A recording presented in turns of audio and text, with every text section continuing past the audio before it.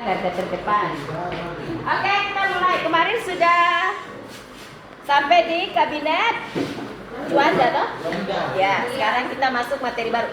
Setelah kabinet Juanda, kemudian Presiden Soekarno pada tanggal 5 Juli tahun 1959 mengadakan pertemuan dengan Ketua DPR, anggota DPR, legislatif, toh?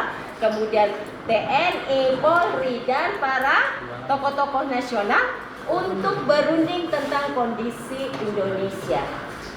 Mereka kemudian sepakat bahwa kita harus kembali ke Undang-Undang Dasar 1945. Akhirnya pada tanggal 5 Juli ini Presiden Soekarno kemudian mengeluarkan dekret presiden yang isinya satu, yang disuruh mengubah undang-undang oleh Presiden Soekarno, Dewan apa? Dewan Konstituante. Akhirnya Presiden Soekarno mengeluarkan dekret presiden yang satunya, bubarkan Dewan Konstituante. Yang kedua, kembali ke Undang-Undang Dasar 1945 dan menghapus Undang-Undang Dasar sementara 1950. Yang ketiga, Presiden Soekarno kemudian membentuk Majelis Permusyawaratan Rakyat Sementara dan Dewan Pertimbangan Agung Sementara. Tiga faktor inilah yang dituangkan dalam dekret presiden. Ketika Soekarno mengeluarkan dekret presiden, maka berakhirlah demokrasi liberal. Mulai setelah itu tahun 1959 mulailah demokrasi terpimpin. Demokrasi terpimpin dimulai Indonesia pada tahun 1959 sampai 1965. Oke.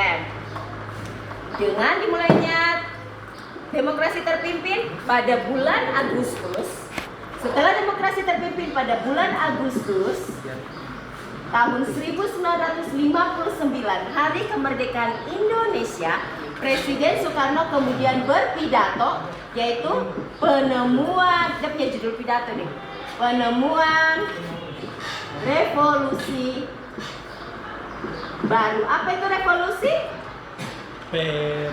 Perubahan. Pintar sekali.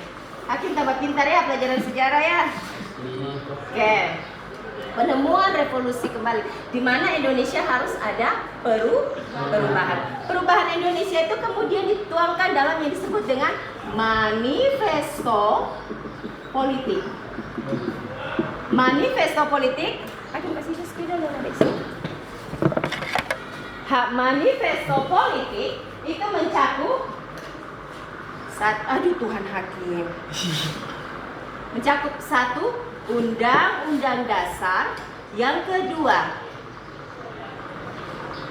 sosialisme Indonesia. Astagfirullah. Ada lagi Hakim. Saya punya juga dia sudah macet.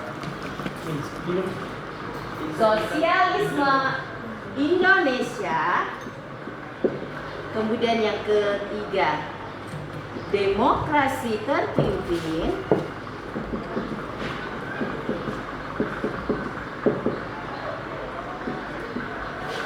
Yang keempat, ekonomi terpimpin.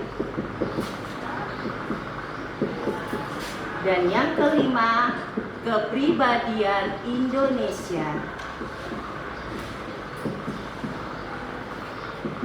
Manifesto politik mencakup 5 unsur ini. Ada Undang-Undang Dasar, sosialisme, demokrasi, demokrasi terpimpin, ekonomi terpimpin, dan kepribadian Indonesia.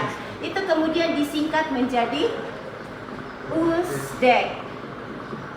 Undang-Undang Dasar, sosialisme, demokrasi, ekonomi, dan kepribadian. Yang kalau dalam PPKN disebut dengan garis-garis besar GBHN haluan negara. Dapat tidak di PPKN? Tidak. Jadi dalam undang-undang itu ada batang tubuh dan ada GBHN. GBHN itu mencakup ini.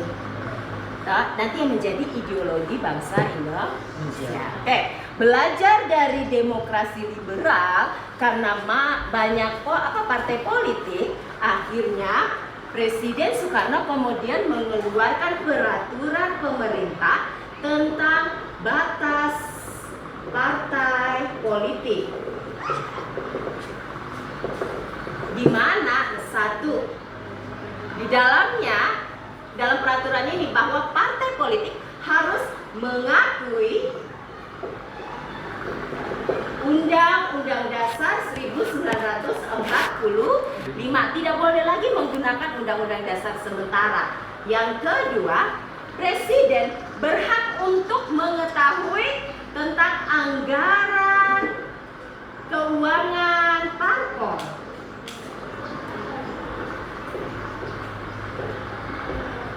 Jadi anggaran partai politik itu Presiden berhak untuk mengetahui.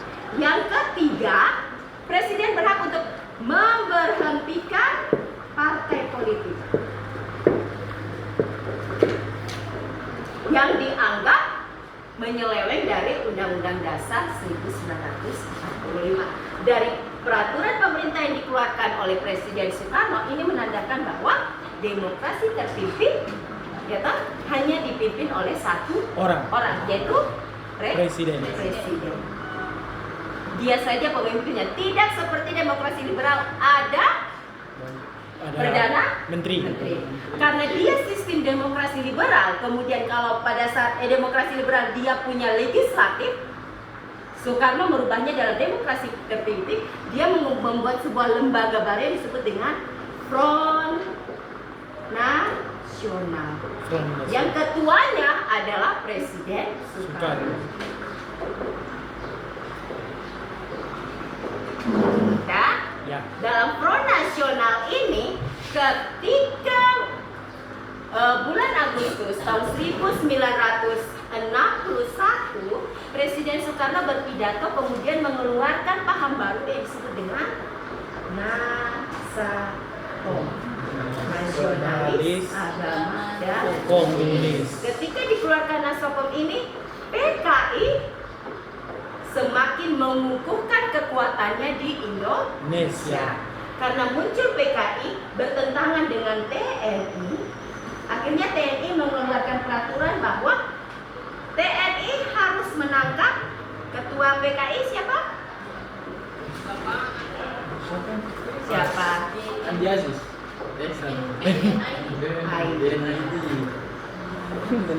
Harus menangkap DNID, tetapi Presiden Soekarno mengeluarkan peraturan bahwa DNID tidak boleh ditangkap.